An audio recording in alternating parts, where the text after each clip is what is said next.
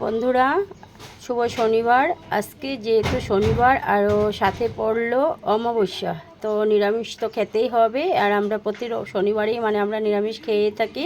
তো আজকে নিরামিষ লাঞ্চ মেনুতে আমি কি কি রান্না করলাম অল্প তোমাদের সাথে শেয়ার করছি, ঠিক আছে? তো এই যে দেখো, সাদা ভাত আর ফুলকপির বড়া, এটা হ্যাঁ। তারপর এই যে এখানটায় ফুলকপির বড়া, এটা হচ্ছে সাবুর পাঁপড়, ভেন্ডি চচ্চড়ি, সালাড তো থাকে, আর এমনি নর্মাল পাঁপড়। এরপর এটা লাল শাক, তারপর টমেটো আর বড়ই দিয়ে চাটনি। এরপর এখানে আছে মটর আর আলু দিয়ে পনিরের তরকারি। এখানে আছে মুগের ডাল। তো আজকে শনিবারের নিরামিষের লাঞ্চ মেনুতে এগুলোই।